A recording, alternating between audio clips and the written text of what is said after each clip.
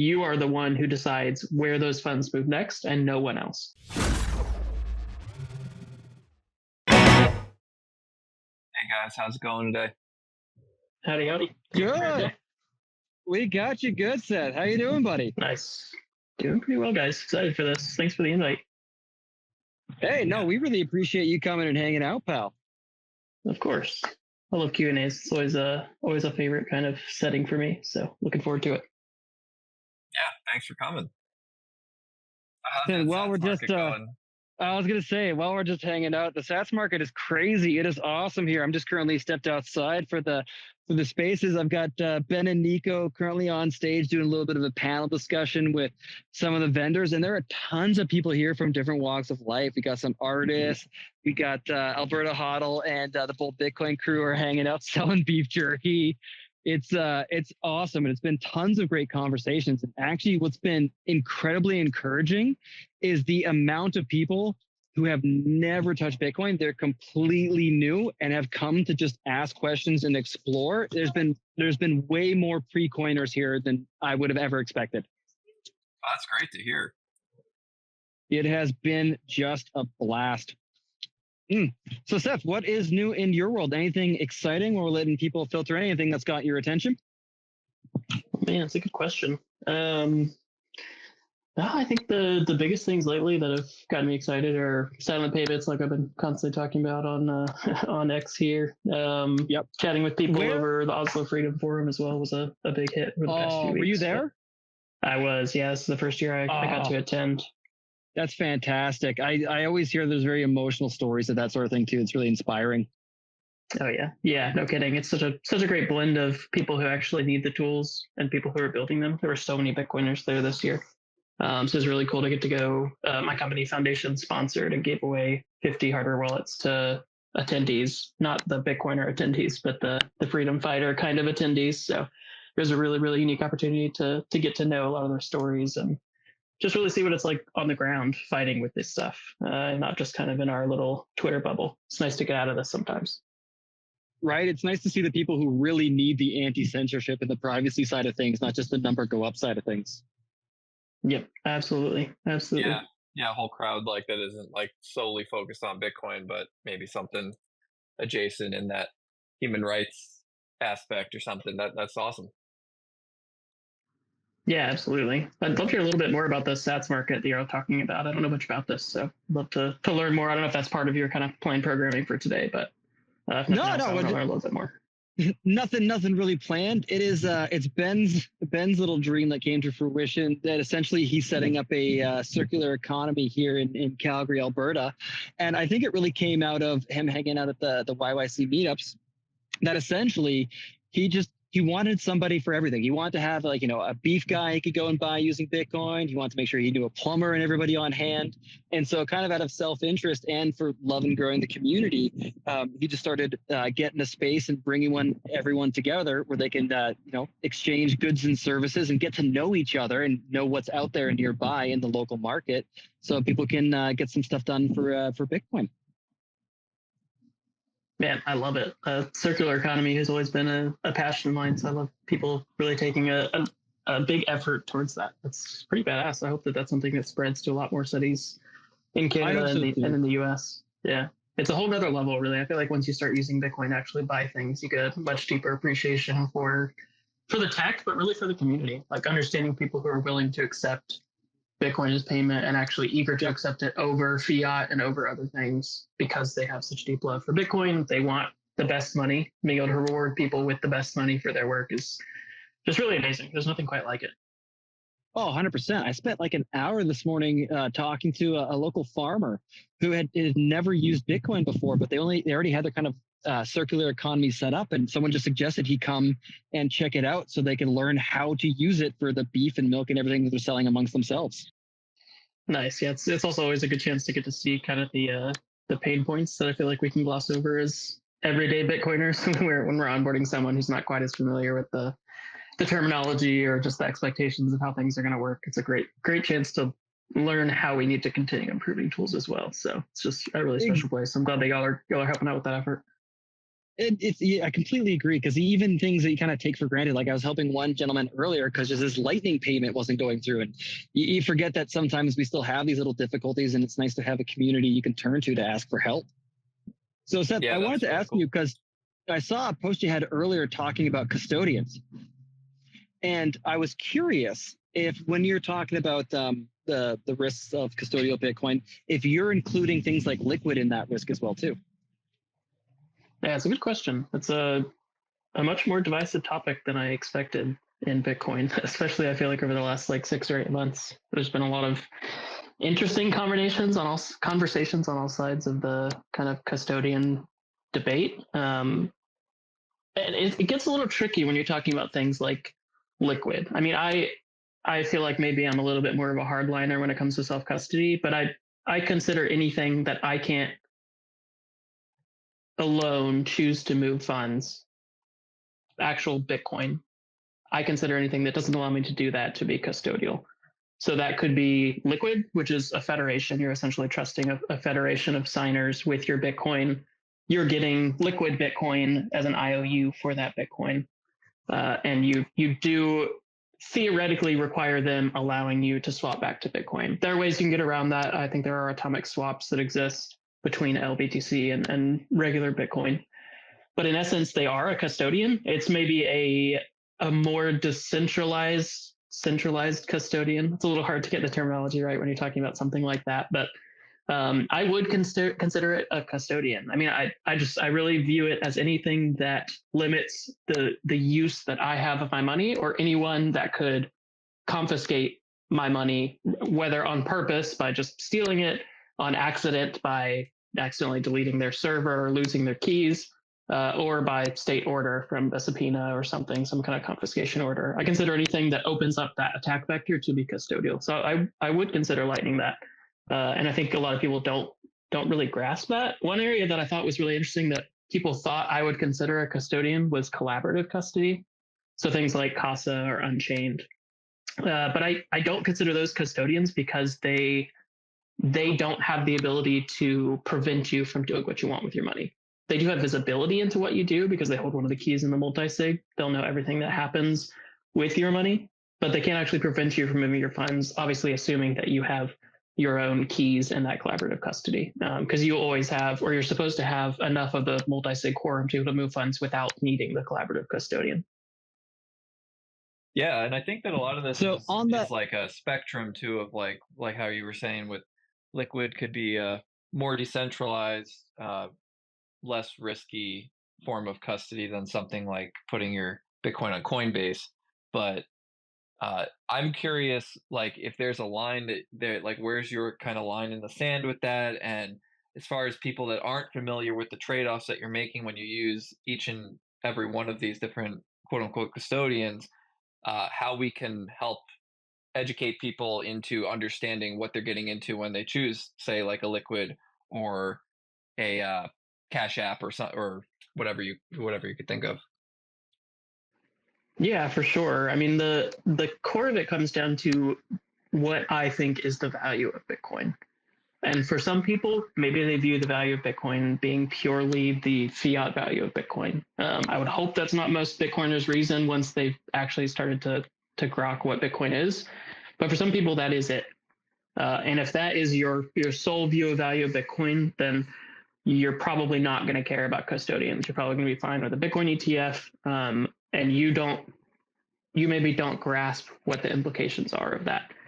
For me, the thing that I think makes Bitcoin valuable and makes it unique in the space, makes it different than fiat, is not just the fiat value, even though the fiat value going up over time is a powerful incentive and is the reason why most people got into Bitcoin. I'm not going to lie, the whole reason I got into Bitcoin was purely for making money. And then I started to actually understand how much more Bitcoin was, how it wasn't just a penny stock or something that I could trade for more fiat down the line, but how it actually could be freedom money and something that actually aided broader human freedom.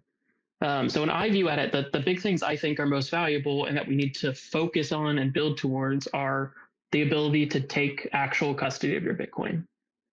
The core reason why I care about that is because the only way that you actually get censorship resistance, which is another core value of Bitcoin to me and core differentiator, is that you have to actually hold the private keys to be able to sign over those funds to someone else, to another trust you own, to a merchant, whatever. You are the one who decides where those funds move next, and no one else. And that's really the core of the power that comes when you actually take self-custody. If you use something like, let's say, Liquid, like you mentioned, while you theoretically get the fiat value increases with Bitcoin, I know there's a lot of the reason why Bitcoiners use Liquid rather than other altcoins, because it is Bitcoin denominated. So you theoretically can still get the fiat gains, but you are depending on the federation themselves to allow you to send your funds, because ultimately they hold the Bitcoin. You're just signing over an IOU for that Bitcoin to someone else when you're spending Liquid BTC. Or in the case of a lot of the recent Liquid-based they're like pseudo Lightning wallets like Aqua and Bull Bitcoin. You're using a swap service to swap between Liquid Bitcoin and Lightning Bitcoin. And you're relying on those centralized services, on that federation to allow you to do those things. Now, thankfully, so far, Liquid, as far as I know, has not censored anyone. They haven't received any government mandate to confiscate funds, nothing like that. But that could change in the blink of an eye. That can change in the midst of a gag order that doesn't allow them to talk about it. That can happen overnight. And that's the key reason why I think self-custody is important, because it actually allows you to unlock the rest of the benefits of Bitcoin. It allows you to decide, okay, I've made the amount of fiat that I need to be able to perhaps buy my family a house so we don't have to live paycheck to paycheck with our mortgage, or perhaps I can start a business that I would have been able to. I want to be able to cash out. What happens when the government or your custodian or your bank tells you, actually, you can't send those funds there. You're only allowed to send these to these specific wallets, or the place you tried to send is blacklisted. Sorry. I don't want to have to trust any third party. My whole vision of Bitcoin is it removes trusted third parties. So that's really the crux of the reason there. And when you reintroduce trusted third parties, which are oftentimes called custodians in the space, but they ultimately are just trusted third parties, you remove a lot of the value proposition of Bitcoin, and you start to really dumb it down to make it just another fintech tool rather than transformational freedom money. So with that then, Seth, I'm curious, do you have a position on CTV or shared UTXOs for scaling or smaller transactions in the future? Yeah, for sure. I've long been an advocate of covenants, whether that's through CTV, if that's through something like L-Enhanced, which is a mix of multiple smaller covenant proposals, including CTV. Because the key differentiator, and what a lot of people don't understand, is the shared UTXO approach in things like payment pools using covenants. You're not giving up custody of your funds because you have a way, thanks to the actual scripting of covenants, to get those funds back on chain under your own sole control at any point. If you can pay the on-chain fee, you can have custody of those funds, and you don't have to share them with someone forever. You're just choosing to opt into a covenant that allows you to exit at any point, but also saves you money in the short term by allowing you to share a UTXO. So I think it's an immensely valuable tool, and it's really I think it should be the inevitable next step for Bitcoin's evolution, because there's very, very, very little real risk with covenants. I would say zero, but it's hard to foresee exactly what could happen. But the simplest covenant proposals like CTV, like L-Enhance, like TX hash, which is another proposal, really don't open up attack vectors. They allow us to do very simple covenants that allow us to build things like payment pools, or in the alternate sense, just make Lightning better. One of the reasons why I like the L-Enhance proposal specifically is it has all the building blocks needed to just help make Lightning a lot more usable, cheaper to actually use, the ability to onboard more people to Lightning more easily, using a combination of shared UTXOs and shared channels. A lot of really powerful stuff happens, and it happens without having to give up custody. It also enables things like ARC, which we've seen kind of come to the forefront a little bit more again in the past month or so, which is an alternate layer 2 for Bitcoin, which could work without covenants, but it would be a lot more messy. Whereas if we had covenants, it would be much more effective, much more much better from a liquidity perspective for the actual ARC operators. There's a lot of advantages there. So I think it's an amazing next step and something that we should be pursuing wholeheartedly, because while custodians can act as a Band-Aid today, they remove a lot of the value of Bitcoin and a lot of the censorship resistance, a lot of the adversarial, a lot of the ability to resist adversarial environments that Bitcoin natively has. And while they work in a kind of a rosy tinted glasses world, or maybe they work in some jurisdictions today, that can change overnight, as we've seen with the crazy attack against privacy on Bitcoin with Samurai Wallet, Wasabi Wallet leaving the US, Phoenix leaving the US. Like this stuff, it can literally change overnight and can literally become illegal or become persecuted overnight. So I think we need to lean into the ability of Bitcoin to be resistant to adversarial environments. And covenants are a great way to continue slowly iterating Bitcoin in a way that doesn't sacrifice those things and doesn't require people to switch to custodial wallets to continue to use Bitcoin. Yeah, I totally agree I'd like to just expand on one thing you mentioned earlier, Nathan, before you go. I heard you say something about Lightning you consider not being fully self-custodial, and I'm curious, like, for you to just elaborate on that, maybe like the differences between like using something like a Phoenix where you're relying on LSP or running your own Lightning node. Why do you think? Because you can essentially close a Lightning channel and receive Bitcoin back on chain. What were your thoughts on that? Yeah, sorry, I might have misspoke. I didn't mean to imply that Lightning itself, when used properly, is custodial. It's not. So I would consider using something like Phoenix, using something like Zeus as completely self-custodial wallets. And I think those are the ideal state right now for Lightning wallets, especially those two, because they allow you to still have real channels, to not be giving them up to someone else. They don't require you to use a centralized swap service, unlike Aqua or Bull Bitcoin, which are they're really liquid wallets that allow you to bridge out to Lightning.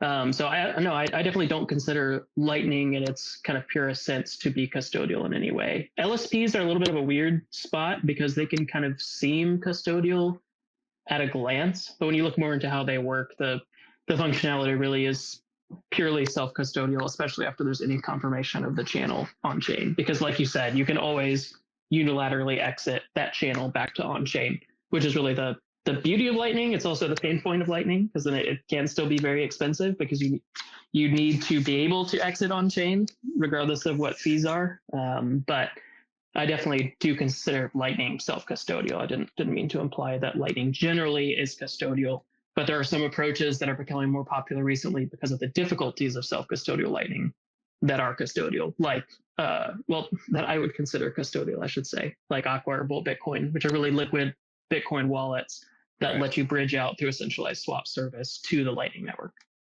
Okay, yeah, and I'm also just curious what you think about. Let's say you have a person that is DCAing into Bitcoin. They're looking for a way where they can take their Bitcoin off an exchange, but maybe can't necessarily hold enough to have an economically spendable UTXO of, I think a good baseline is about 1 million sats, and maybe they're purchasing 100,000, 200,000 at a time.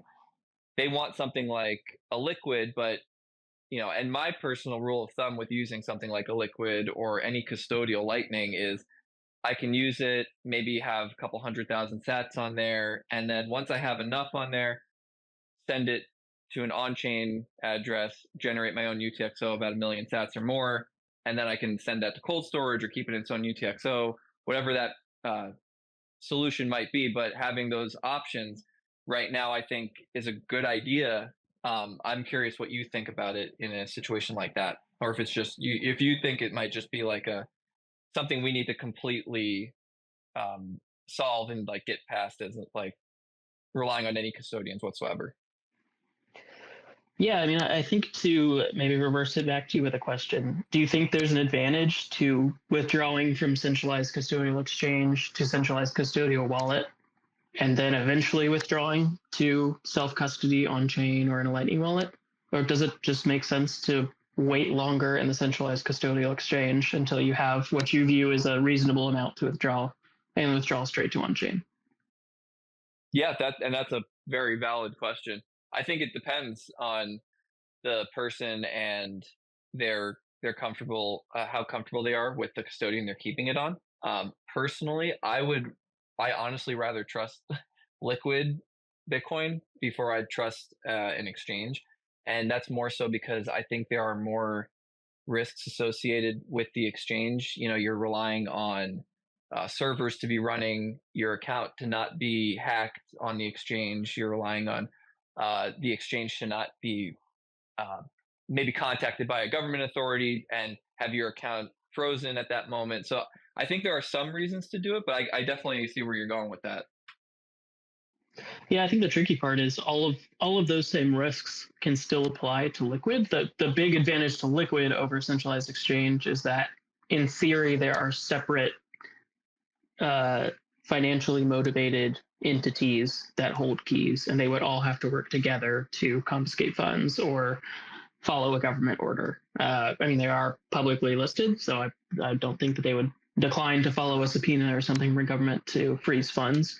So you do have a lot of the same risks, but it's probably not as bad as centralized exchange. I guess my other question would be, when you're following this approach, are you buying LBTC, or are you buying Bitcoin and withdrawing to a Liquid-backed wallet like Aqua or something?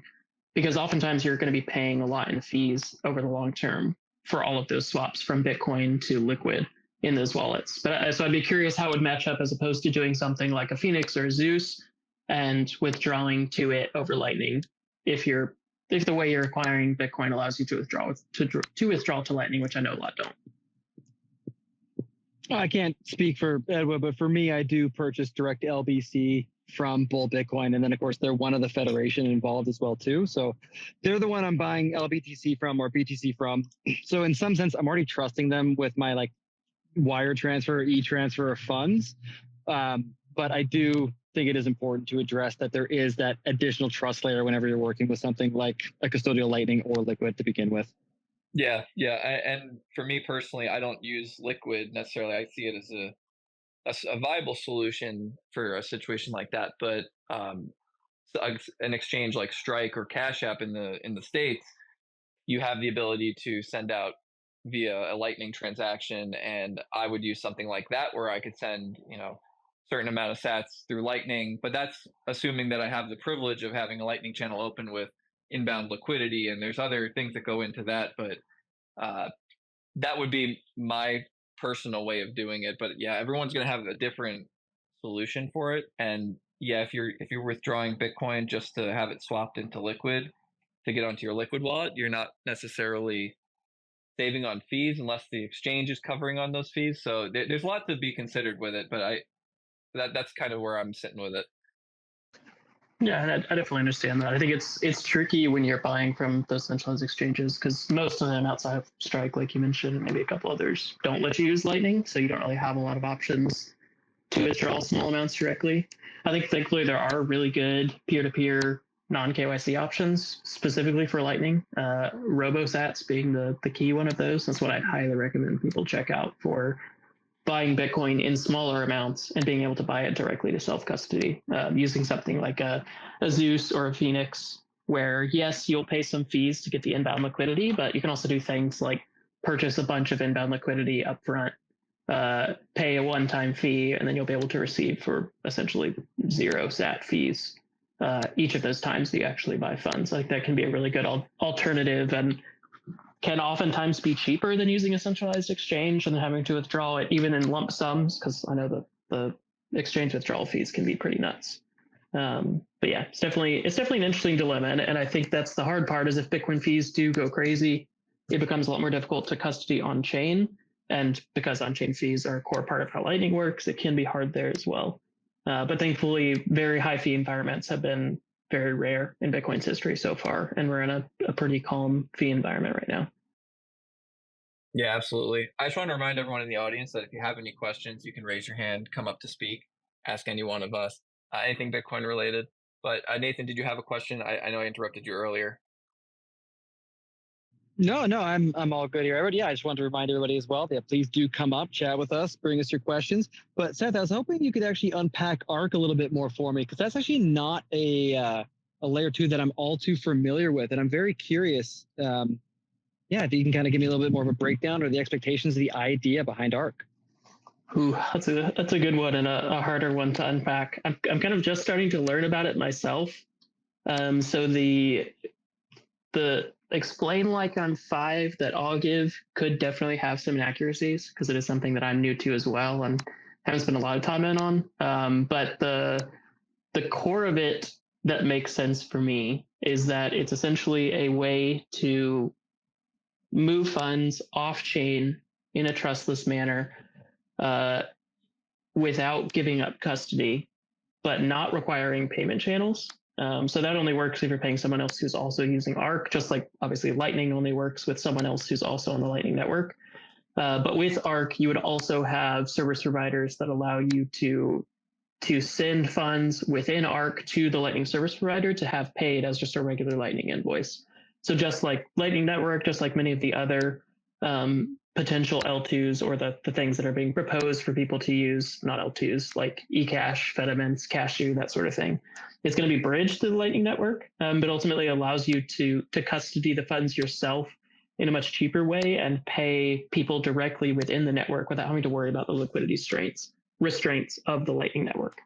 The big downside right now is that if it's not done with covenants, it's a bit messy in the way that it actually works and how many transactions are required to get in and get out, how complex those transactions are. And then the other main difficulty right now is that the way that Arc works is a little confusing to me, and I don't know exactly why this is required on the top of my head. I'd have to look into it more.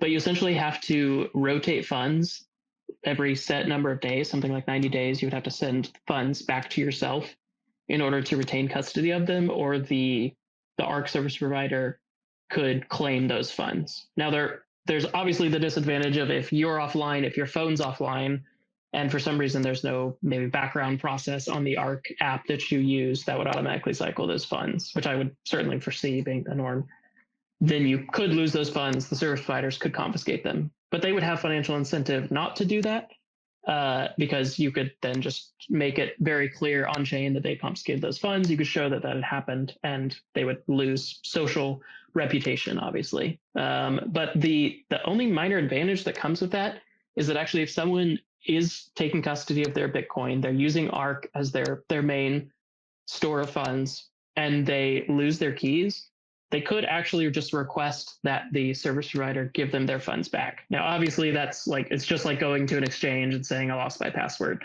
Would you please give these back? The exchange can just say no, or they can do it and they can order it to help their reputation and to become trusted within the community. So that is a slight advantage, but that is a really weird part of Arc, is that you do have to essentially send funds back to yourself every X number of days to keep them. And that's one that I need to dig into more for the actual like why behind that, why that's necessary with Arc itself. But the main advantage that I see with Arc is that it doesn't have the liquidity constraints of the Lightning Network. And that's really the sticking point. When we talk about self-custodial Lightning, yes, there's the pain point of having to have a channel, but that's actually not that problematic if you can just open a channel and forget about it and just receive and send as you want. And that's kind of how Arc would function, is that you could put funds into Arc, peg them into Arc, and then just use your money how you see fit with anyone else who supports Arc, pay invoices through the service provider on Lightning. You can do all of that without having to worry about, can I receive this invoice because I have enough liquidity? Oh, I don't have enough liquidity, I need to buy some. Oh, I don't have enough outbound, I need to receive some before I can send some money. You can get away from a lot of the really complex user experience that makes Lightning pretty painful, honestly, compared to most other payment solutions with Arc. But just to reiterate, I'm certainly not an expert on Arc, and I'm just really learning about it myself in the last couple of weeks as the kind of relaunch that they did, something that I've been digging into a little bit. Yeah, and there's no like functioning. Awesome, it's not like out in the wild, able to be used yet either. And for me, that's something that's how I learned, just by being able to tinker with it and try it out. And because there isn't an implementation in the wild yet, it's hard for me to fully grasp it. I don't really have a lot to add I think that was a great explanation of it. Nathan, did you have anything? No, I really appreciate that, Seth. That's fantastic. And yeah, I'm kind of in the same boat. I'm still at a loss of exactly how this is operating or what's technically kind of going on in the background or proposed. But kind of pivoting for 1 second, first and foremost, if anyone in the audience, again, you want to come up and ask a question or just chat with us, please do. And then Seth, regarding kind of the samurai situation, I kind of wanted to get your thoughts on that or any updates or insight. I really appreciate what you guys at Foundation are doing. I recently bought another passport and made sure to use that. I think it was Free Samurai for the $20 donation to them as well. And I'm curious if you have, for someone who's new to the space, and if we're kind of thinking about not letting perfect be the enemy of good, if you have some simpler suggestions for best privacy practices for new Bitcoiners? Yeah, that question certainly has gotten a lot harder to answer in the last 2.5 months. So I thought I had a really good setup, really good solution, and had something that I felt was workable, but it's gotten a little more tricky. I think in the wake of the loss of Samurai Wallet, the really the only solution right now is twofold. One is just stop buying KYC Bitcoin entirely. Stop going to centralized exchanges that require you to give up your ID in order to buy Bitcoin, because that is the single greatest attack on privacy in Bitcoin, is Bitcoiners having their government issued ID directly tied to their on-chain activity. And even when you withdraw funds, that doesn't stop them from seeing exactly what you do with your Bitcoin after that. So that really is the single greatest step anyone can take towards better privacy in Bitcoin, is use other tools to buy Bitcoin. Things like RoboSats that I mentioned earlier is a fantastic peer-to-peer exchange, especially if you're buying in smaller amounts, because it's all happening on Lightning natively. You use your Lightning wallet to lock in an amount to make sure you don't back out of a trade. You coordinate the payment over something like Cash App or Zelle or Revolut with the other peer. It's just another person who wants to sell Bitcoin. And then you provide an invoice for payment. You pay them on whatever the fiat rails are. They pay you on Lightning, and you have Bitcoin that has no direct links to your government issued ID. And even because of the privacy that Lightning provides, if you're using a good self-custodial Lightning wallet, again, something like Phoenix Wallet or Zeus Wallet, you're gaining good privacy even from the peer that you bought Bitcoin from as you use it. So that, I think, is the single greatest recommendation. Any questions around that before I jump to my second? Yes, yeah, quickly on that too. With the loss of Phoenix, is there any other self-custodial Lightning wallets in the US that you're recommending or suggesting people check out? Yeah, I mean, the biggest one for me right now remains Zeus. It's absolutely fantastic wallet. They've done so much work improving things over the last 6 months, 12 months. Evan's just a badass Bitcoiner who I really respect. And they've also been building out their own Lightning service provider, their own LSP, to make it easier, especially when you're like starting a new wallet, to get that inbound liquidity that you need. So that's definitely the biggest one I would recommend. As far as I know, Phoenix is still accessible if you're on Android, because you can just install the APK from GitHub. I don't know if that will be changed at any point. I would hope not, since it's free and open source code and should be able to be freely distributed.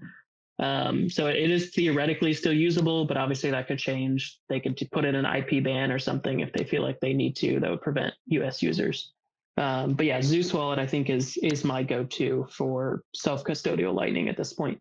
It's one I've been playing around with a lot. I know I'm a kind of inside tester, so I've been testing out their alpha release for a while, and they've got a lot of really, really cool things in the works, like being able to open channels directly from cold storage, using something like Foundation Passport. Instead of having to send funds to the Lightning wallet and then open a channel, you're making 2 on-chain transactions when you really only need to make 1. With the new version of Zeus that they're working on, you can just connect something like Passport. You can open a channel directly from cold storage. And when you close that channel in the future, if you have to close it, you force close it, whatever, those funds go straight back to your cold storage as well. So there's some really cool work they're doing around that. Like I said, their LSP is really well thought out. They're also opening up their LSP. So if you run your own node or use another wallet, you can still get inbound liquidity and open channels with them. But yeah, that's definitely my main recommendation for Lightning wallets right now. Awesome. I see Tony's up here too. I want to give him a chance to ask a question. Hey guys, yeah, nice discussion. I appreciate in-depth things, and definitely RoboSats is super awesome for buying peer-to-peer. And for those new to the space, just a light comment that usually peer-to-peer is a little expensive. There will be a premium like 3-5% on transactions, and people don't realize, first of all, that if you sell using P2P, then you can still sell it over the market price. And also 3-5%, knowing the movement of Bitcoin price is basically nothing. Bitcoin can do like 10% a day easily, so it should not scare anyone away. And talking about the question that I have, recently on Twitter feed, I've seen a tweet about a node on the phone. So my question is, what type of nodes are there? Like full node and then prune node, lightweight nodes? And do you think that there's going to be a time when we will see like full nodes on like phone, as in SD cards, 24/7 connected to the internet? Yeah. First, I was going to tag on to what you're saying about buying peer-to-peer on something like RoboSats. I definitely agree. I think people kind of get scared off by the quote-unquote premium for buying Bitcoin peer-to-peer. But I think a much better way to look at it, and a much more realistic one, is that when you use a centralized exchange and you give over your identity to that centralized exchange, you get a discount because you're paying with your data in addition to your money. When you buy peer-to-peer, you're not getting that discount, but you're not having to pay with your personal data that can never be changed, that will allow that Bitcoin to be tracked and connected with you. So it is a little bit more expensive in fiat terms, but it is so worth the cost to be able to have better privacy when you're using Bitcoin. Even if you don't feel like you need that privacy today, you will need it down the line. It's almost inevitable that there will be more and more pressure on Bitcoin users. So you will never regret doing that, I think. Now, onto your question. Yeah, I mean, I definitely think that there can, and I'm really surprised there's not more node usage on phones directly. It's definitely something that's possible today. I mean, I know someone on my team at Foundation did a lot of work on getting that Bitcoin full node on a phone running, that I'm sure is the one that you saw. He did some work on that a few years ago, honestly. It's been something that's just kind of been around in the background for a very long time.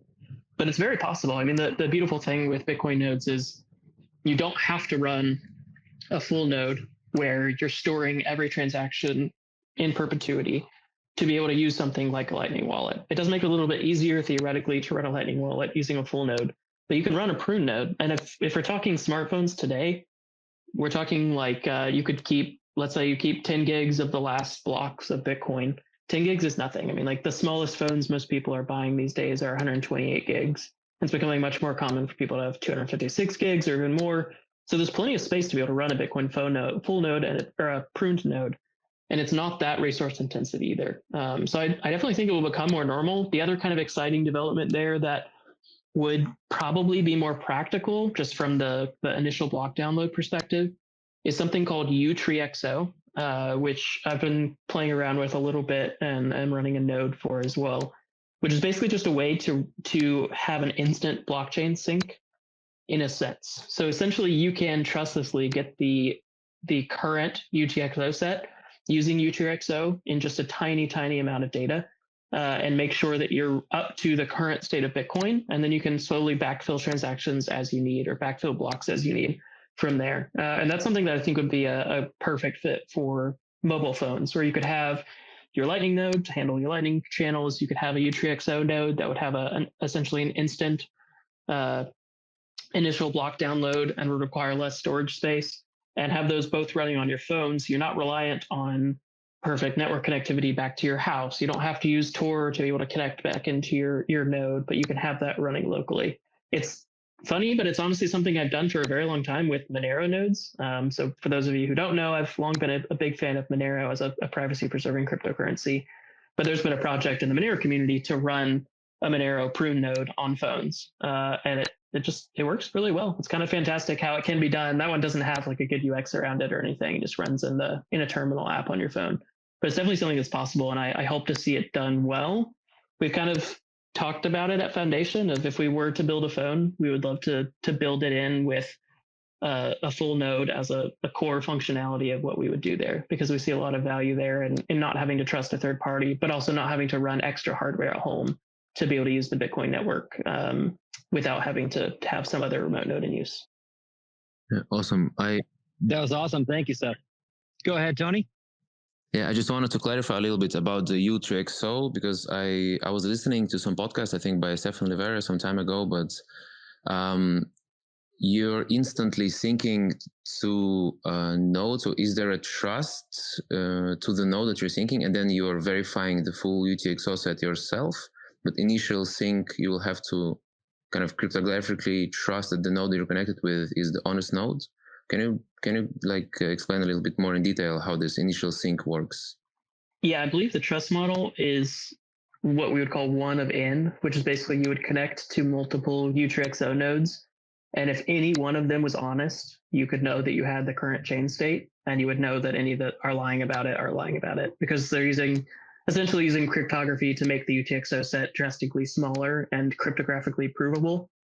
So if every UTXO node you could reach was malicious, yeah, they could lie to you about the UTXO set, but they couldn't steal funds from you or anything like that. They could just tell you that you don't have funds when you actually do. So that would be really the worst case. But if you have even one honest UTXO node out there, you would be able to get that initial state immediately with, I think it's like 2 kilobytes of data, and know the UTXO set and immediately start using it. And then you could use kind of the regular functions of Bitcoin node to start to backfill blocks and keep those if you want. You could just run it as a UTXO node and continue to just sync the UTXO set in that very small amount of data from other UTXO nodes. That's my understanding of it.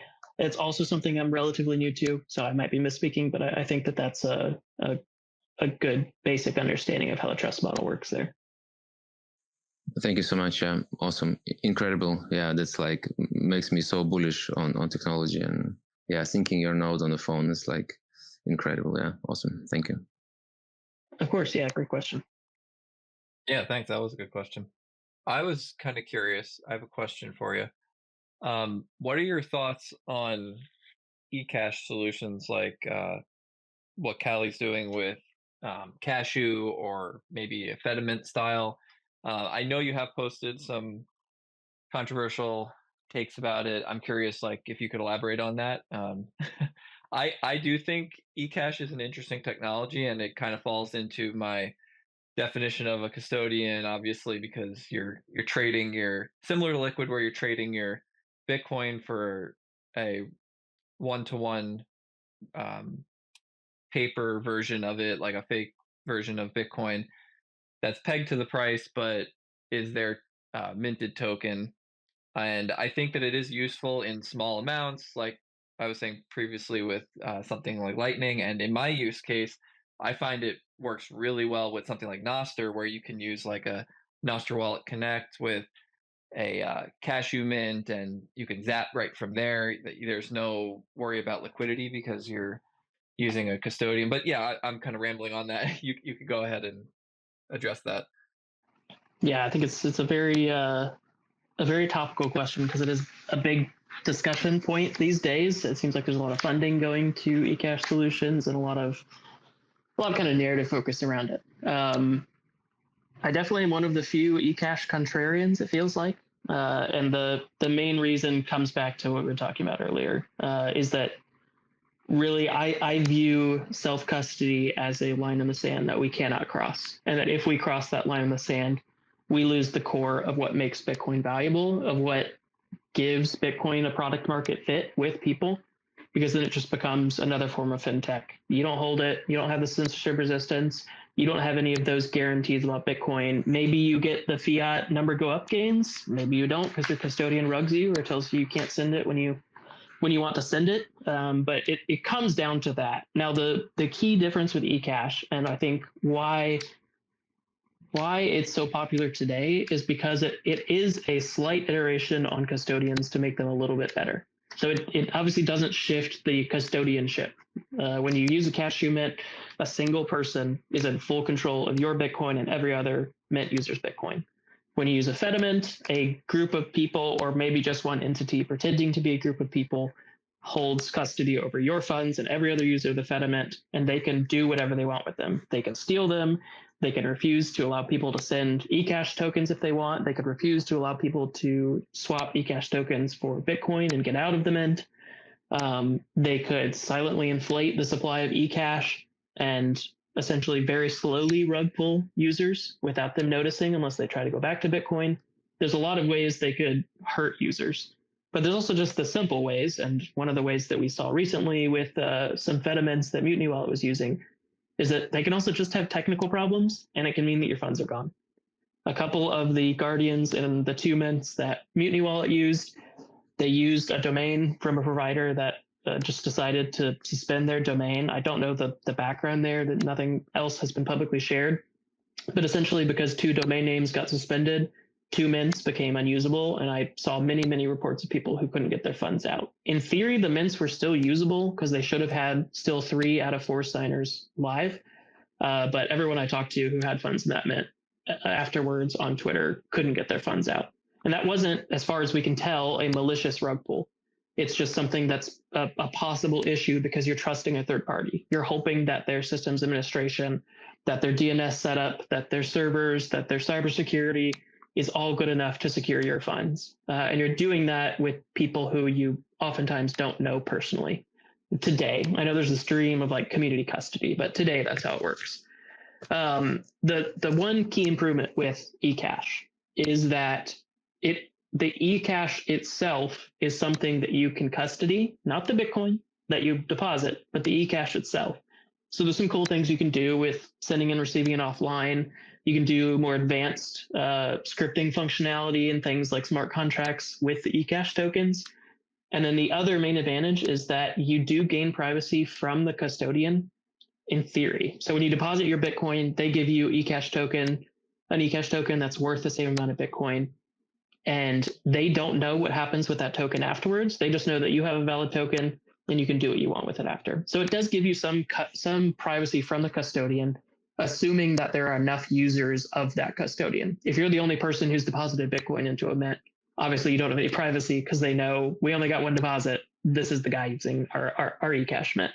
But if you're one of 1,000 people using it, then you have that loose anon set of 1,000. Now, if you deposited 50 Bitcoin and no one else has deposited more than one, and you withdraw 50 Bitcoin, it's obvious who you are. So it's not foolproof, but it does provide some privacy from the custodian, which is beneficial and is an improvement over most custodians.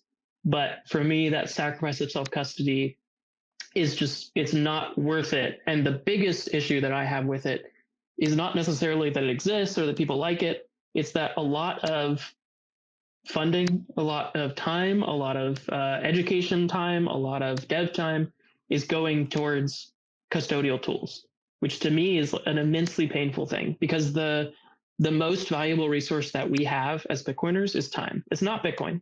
Now, I know that it's kind of a meme that Bitcoin is better than anything else and it's worth more than anything else, but our time is still more valuable than Bitcoin.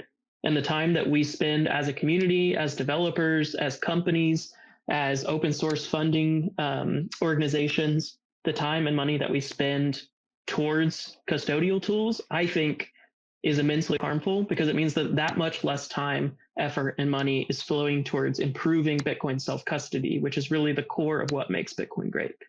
So that's a long-winded monologue or diatribe, but I have a lot of thoughts about eCash, so I'm happy to jump into any of those specific aspects of it. But that's kind of my too long, didn't read, but still long, I guess. Yeah, and I agree with you pretty much on all that. I think that the important thing to note for anybody that might not have used it yet or is curious what eCash is has to very much be aware that you are handing over your Bitcoin and getting an eCash token, and there are benefits to it. I view it as a strict upgrade to Lightning custodians. So something like a wallet of Satoshi is hugely just benefited by becoming an eCash mint. The same functionality will exist because there's a Lightning node operating on the back end, and these eCash tokens theoretically can be sent out of the mint and just run on the Lightning rails that we have. And yeah, I just see it as a strict positive over Lightning wallets that are custodial. So I don't think there are some people that have the misconception that it'll solve scaling issues and it's an alternative to holding your money or it's an alternative to Lightning. And I don't think that that's an informed opinion, but I'd like to hear what you would think about it, Nathan, or if you want to add anything to that.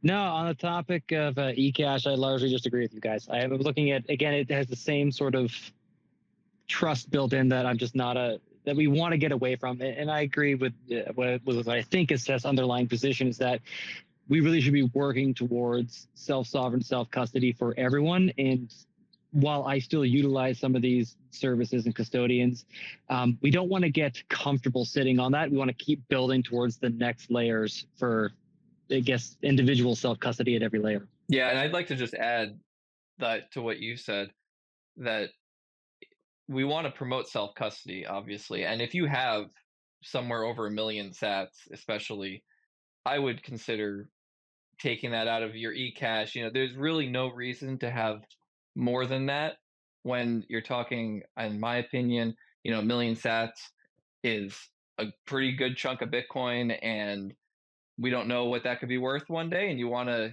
have the assumption that it could be worth a lot. You want to keep it secure, and you don't want to leave that up to the discretion of a custodian to take that away from you. So once you have a certain amount in these custodians, it's wise to take it into self-custody, use these self-custody tools that we have, and understand that there's a difference just like between the wallet in your pocket when you go out and you're going to a restaurant or you're going out shopping versus maybe the cash that you keep under your mattress or at a bank.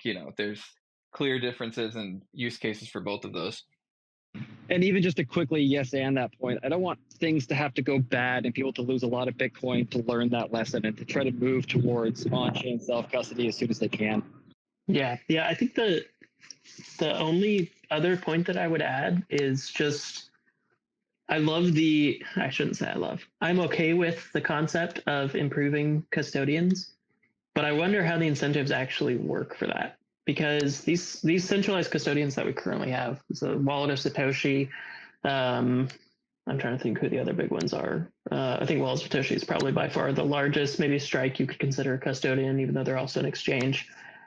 They have financial incentives to spend money on marketing, on whatever sort of program they want to bring in users. A random person running an eCash mint in Africa does not have that money. I'm not sure how exactly they're going to overcome the network effect of large custodians when they really need to have enough Bitcoin and a good enough Lightning service provider, the ability to host all this infra.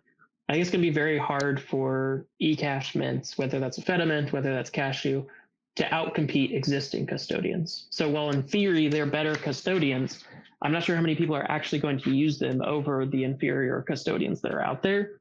So it may kind of be a moot point that they're better custodians if they don't actually get other users who would already be custodial users, who can't become self-custodial for some reason, who also know about eCash somehow and decide to move their funds to that. It's a very high ask. So I'm dubious on them actually improving the real world custodian use case, but they are a slight improvement over regular custodians when and if they're used. Yeah. Yep. Kind of on that as a weird side tangent as well too. Speaking of marketing, I don't know who you need to tell at the foundation there, but the design of the device is absolutely gorgeous, and it was the first thing that my wife noticed was both the packaging and the hardware wallet. So kudos to whoever the product development team is over there.